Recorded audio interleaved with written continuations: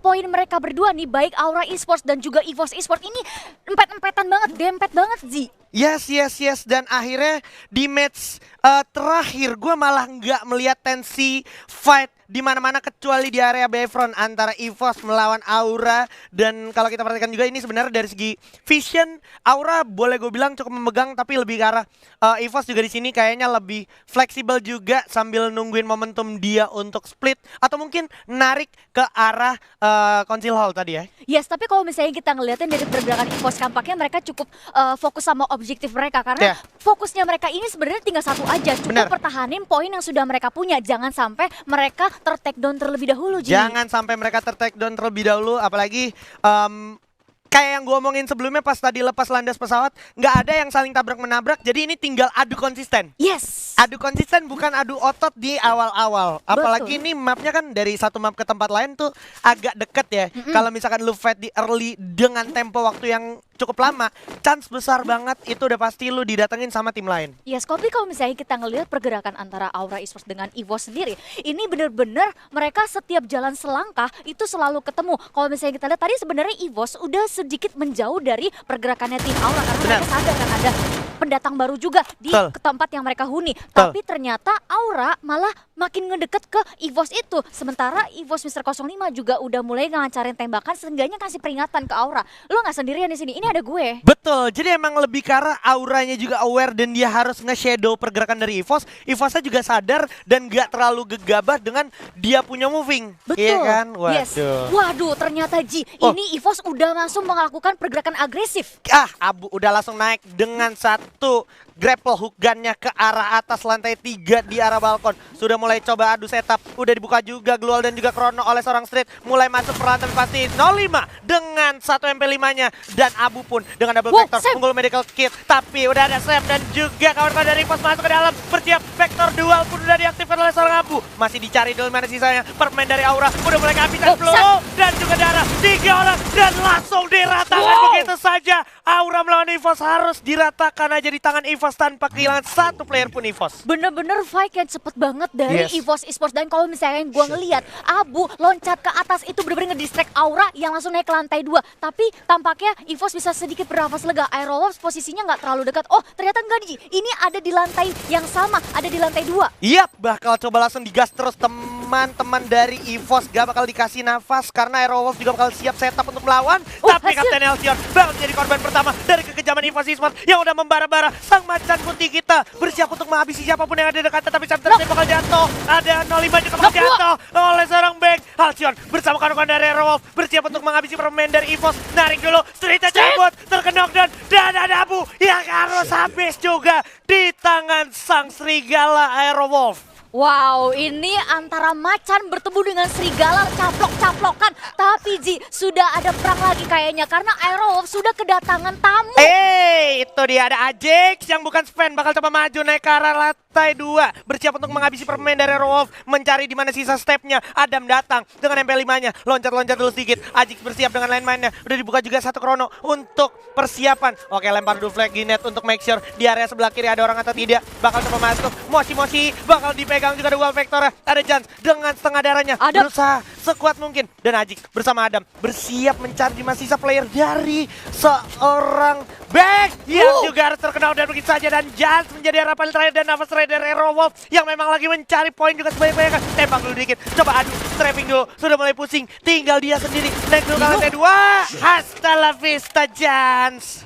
Aduh, ini kalau misalnya kita lihat untuk war early game kalah hari terakhir, ini bener-bener kayak estafet. Cuman sayang sekali Ji, lu bener-bener gak dikasih nafas karena IOG ini ketemu dengan Boom Esports. Iya, dari dua grup yang berbeda, di mana Lord juga ternyata harus disandra dan diculik begitu saja tanpa dikasih ampun oleh teman-teman dari Boom Esports. Cukup kerat memang seperti biasa Foundation dan juga The Maze. Dan sepertinya Alan of God agak di pojokan karena udah mulai coba diras. Alnova semar lebar siap dengan satu frag grenade, loncat dulu dikit. Bion menjadi player of the match dengan 5 poin kill pada Alnova. Di balik satu Chrono ada Marley juga bakal coba dibantu dengan satu Chrono lagi di cover, tapi dari samping bakal coba di-strafing oleh Rulgood. Berhasil dapetin seorang Mal, bakal coba diadu juga oleh Bion. Berhasil dapetin Alnova, 1-2 dan sisa pemain terakhirnya itu dari Boom juga harus kesulitan. Masih ada satu player lagi, apakah bisa Alan of God strafing dan bakal tembak sampai akhirnya boom juga lagi-lagi harus rata dan di posisi ke-9.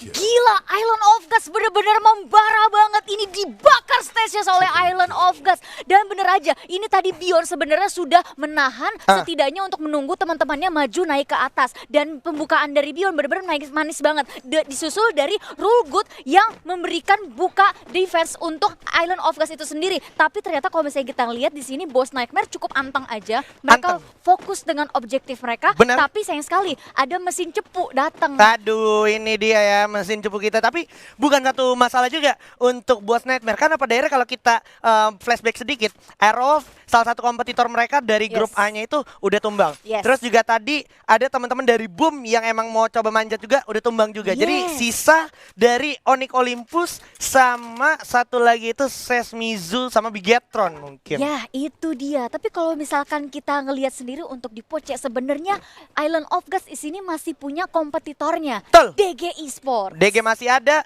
EVOS masih ada, ya terus juga The Prime juga masih ada. Wah, masih bahkan sama Rosuko Veda juga yang masih ada di sini ya. Betul sekali, dan ini DG Esports sebenarnya kalau misalnya kita lihat dari standing selang 5, dia punya banget kesempatan untuk ngebalap posisi dari EVOS. Bahkan bisa jadi malam ini dia yang akan mendapatkan 20 poin. Betul sekali. Chance yang sama juga terjadi di Island of God. Kalau seandainya Island of God dapetin Buya dan dia dapat perolehan poin kill di atas 8, chance-nya cukup besar dengan catatan DG dan EVOS harus tumbang di posisi ke-8 dan juga ke-7. Yes, itu dia. Semakin panas, J. Tapi kalau misalnya untuk Boss Nightmare menurut gua udah terlalu jauh untuk dibalap poinnya. Sulit banget. Dan kalau misalnya kita lihat sendiri untuk Boss Nightmare, dia sudah mengambil satu tower tertinggi di area refinery yang menurut gua ini baik banget untuk membuka vision sejelas mungkin sehingga informasi yang bisa didapatkan oleh Boss Nightmare ini benar-benar maksimal. Maksimal. Dan kalau kita berbicara maksimal, hal yang sama juga udah diterapin sama teman-teman dari Sesmizu. Sesmizu juga cukup objektif. Dia sadar dia paling nggak harus konsisten. Kalau seandainya dia nggak konsisten, dia bisa aja digeser ke peringkat ketiga dari grupnya gitu kan. Jadi paling nggak kalau seandainya dia nggak dapat 1 di peringkat pertama malam ini 20 poin, paling nggak dia dapat 17 poin dan dia udah melakukan hal ini dengan cukup baik dan efisien. Dan bener aja Circle bakalan berpihak ke arah tengah zona karena memang terjadi beberapa penumpukan juga di sana. Yes, tapi kalau misalnya kita ngeliatin untuk pergerakan Poche sendiri yaitu Island of Gods disusul oleh DG Esports, mereka tampaknya sedikit bermain pasif karena mereka nungguin perang di tengah circle yang dimana ketika mereka masuk orang-orang udah tinggal sedikit, mereka bisa tinggal sayurin aja. Benar, dan perlu kita catat EVOS tadi sebenarnya dapat teman-teman dari Aura, tapi harus diratakan sama teman-teman dari Aerowolf, ya kan? Dan ini menjadi domino aja, efek domino untuk teman-teman dari grup C. Karena pada akhirnya kalau tadi terhitung EVOS dapat 4 orang, ya kan, dari satu squad Aura, terus dia rata berarti dengan 60 poin yang dia punya tambah 4, 64. DG tinggal konsisten ada di top 5 atau di top 3. Yes, dengan tambah, ya seenggaknya untuk sedikit lebih aman tambah sedikit poin kill lah. Betul, ya kan? betul. Itu objektif yang harus dilakukan oleh DG ataupun teman-teman dari The Prime untuk menggeser dari posisi EVOS itu sendiri. Ya, setidaknya itu satu objektif yang sudah dilakukan oleh DG Esports. Dia menjauhi peperangan yang menurut dia itu bisa nge-take down posisi dia lebih awal dibandingkan Island of Gods. Akhirnya dia cuma muter rotasi jauh, ngambil pinggir circle, setidaknya yang penting aman dulu deh. Emang rotasi dari DG sendiri kan dia Stone Ridge ya kan, harga mati. Sempat beberapa momen juga ada satu momen kayak kemarin di week sebelumnya itu EVOS datang ke Stone Ridge juga ya kan, tapi emang kembali lagi di sini DG membuktikan konsistensinya, dia tetap turun di sana, mau ada siapa nggak ada siapa tetap turun di sana gitu. Yes, tapi kalau misalnya kita lihat sendiri, nah sudah ada abang cepu kita nih ngasih tahu posisi DG Esports yang pastinya diketahui oleh Sesmizu. Cuman tinggal kita lihat aja apakah Sesmizu mendapatkan informasi berharga seperti itu, dia akan engage atau ya udah diemin aja, biarin. Benar. Karena sebenarnya ini bisa jadi satu keunggulan juga untuk Ses kalau seandainya dia lagi regroup. Kalau lagi nggak regroup gini, chance juga lumayan besar alias 50-50 gitu. Kalau seandainya lu ke pick off 1, ini waktu yang digunakan untuk nge-backup satu orang ke knockdown itu lumayan makan waktu. Yes, tapi seenggaknya informasi sudah berimbang. Kedua belah pihak tim ini sudah saling mengetahui dan DG mengambil movement yang menurut gue cerdas banget. Ketika mereka tahu posisi mereka sudah ketahuan, mereka mengambil blind spot di area refinery ini sehingga posisi mereka gak ketahuan sama Sesmizu. Dan sudah ada teman-teman dari The Prime yang sudah puas di area Shrines, dia bakalan bergerak ke arah dekat refinery di ini jatuhnya checkpoint nih. Nih tempat ini tuh selalu menjadi checkpoint orang yang dari Shrine, orang yang dari Foundation sama Bayfront.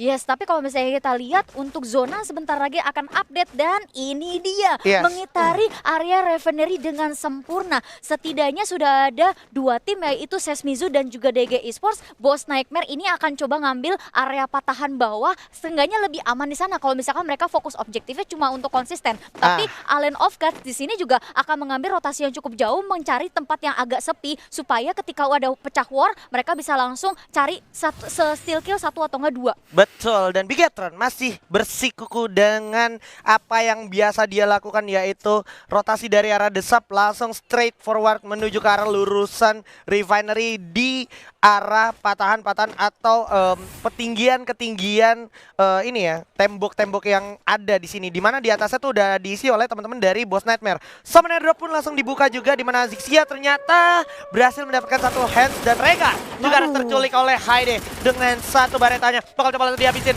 Zixia bakal coba langsung diserang begitu saja. Maju dikit, Jack berhasil dapetin Beyond. Island of God melawan Onyx Olympus kali ini. Mampukah Onyx Olympus menghabisi para pemain dari Island of God? Ini karena masih ada danger zone, menurut gua nggak baik untuk kedua belah pihak tim lanjutin perangnya. Sementara itu, ini hal yang dipikirkan juga oleh Onyx Olympus ketika mereka sadar, oh ini lagi danger zone. Tapi mendingan ya udah kita tarik mundur dulu, tunggu danger zone-nya selesai, baru kita coba engage lagi cari vision. Sementara itu untuk Ses masih anteng aja, cuman posisi Ses menurut gua sebenarnya nggak aman-aman banget karena udah numpuk banget di areanya dia. Betul sekali, dan ini bakal jadi satu kesempatan juga yang bakal dimanfaatkan oleh teman-teman dari DG Esports. Dan ada AWM-Y dengan Pierce. AWM Pierce-nya tentunya bisa menjadi satu senjata maut untuk teman-teman yang biasanya menggunakan senjata jarak jauh atau sniper seperti seorang Jafra. Dia biasa menjadi support dari arah jarak jauh, tapi kalau kita berbicara circle yang udah semakin sempit, sepertinya udah tidak terlalu efektif. Dan juga kalau kita lihat penumpukannya ini udah semakin saling berdekatan juga. Jadi tinggal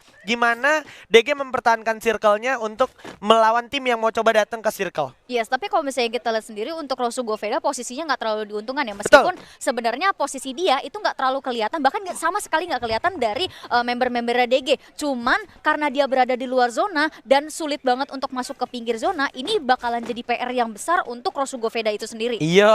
Dan perlahan tapi pasti teman-teman dari Rosu Goveda mulai maju, mulai naik juga, menyusuri area patahan-patahan di Gurun Kalahari kita menuju ke arah Refinery. 7 detik pun zona bakalan berjalan lagi. The Prime juga mau nggak mau bakalan masuk ke circle berikutnya, dan ini akan menjadi Refinery yang penuh dengan panggung-panggung peperangan, yang mana kalau kita perhatikan juga I'm God berhasil mendapatkan seorang Ikam, si bocil melawan bocil ya kan, bakal coba ditahan juga oleh para pemain dari Boss Nightmare, dan Ikam pun sepertinya tidak tertolong lagi. Yes, tapi kalau misalnya kita lihat sendiri, Onyx Olympus juga sudah secure pinggir circle atas, dan ternyata sudah terjadi perang lagi nih antara Boss Nightmare dengan The Prime. Yes, masih coba ditahan juga.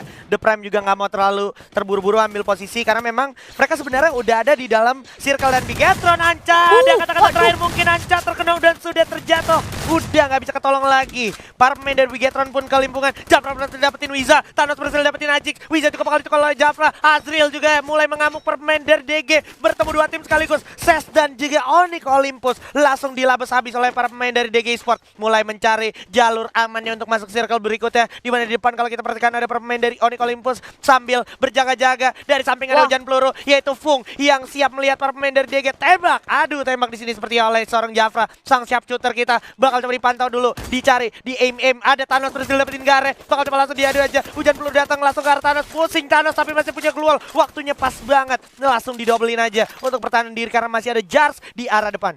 Yes, tapi kalau misalnya kita lihat sendiri untuk warnya antara DG tadi, sebenarnya menurut gue keputusan yang cerdas dan ada refleks yang nice banget. Ketika di jembatan tadi sudah ditembakin DG Esports oleh Sespong, ini langsung di cover oleh Jafra. Jafra langsung mundur sedikit, nembakin ke arah Sesnatin yang jadi sniper di atas Refinery. Yes. Jadi emang awareness dari DG ini bagus banget. Tapi Bagus Jafra banget, sayang sekali juga ada pergerakan yang baik dari Limzi, di mana Limzi berhasil menculik seorang Jafra, ditukar aja oleh Azriel yang berhasil dapetin Jars, menyisakan Jixi aja di arah depan, langsung dihabisin begitu oleh Azriel. 25 3 kill berhasil diamankan oleh DG dan juga placement sepertinya di sini masih abu-abu. Ada Virus berhasil dapetin Ibeos dari Rosugo, bakal coba tembak dulu Thanos dari arah depan, udah terlihat terdeteksi oleh Azriel dengan SPD-nya. Kocak berhasil dapetin Riza, Virus juga harus jatuh dan Bigatron terlihat harus posisi ke-8. 7 tim tersisa, hanya berhasil dapetin 1 kocak, bakal coba lempar dulu. Thanos udah terlihat terdeteksi, terponis posisinya, tapi Sixia berhasil dapetin bara. Sixia berhasil dapetin bara, akhirnya nggak ketolong lagi baranya. The Prime ternyata harus posisi ke-7 oleh permain dari Rosugo. Thanos berdua aja sama Fung, mampukah dia selamat karena circle-nya sudah semakin jahat kali ini, Bigel. Yes, tapi kalau misalnya kita lihat sini ini benar-benar numpuk banget dan entah bagaimana caranya DG bisa langsung masuk ke jantung pertahanan setiap tim yang ada di tengah-tengah circle. Tapi ternyata Sestanos di sini dengan pelontarnya berhasil mendapatkan 1 member dari lawannya. Oh, Fung bakalan coba terdeteksi dan juga udah siap langsung di jump shot oleh seorang Azriel. Masuk ke dalam, masih punya glow ternyata. Bakal coba langsung dihabisin. Olympus sudah harus posisi ke-5, tapi ada Fung yang harus jatuh. Langsung tumbang with saya dan DG bakalan mendapatkan placement kah, dan dia menyisakan permain dari Boss Nightmare. Masih ada DG juga dan benar saja di game terakhir langsung ditutup oleh permain dari DG Esports. Lagi-lagi botak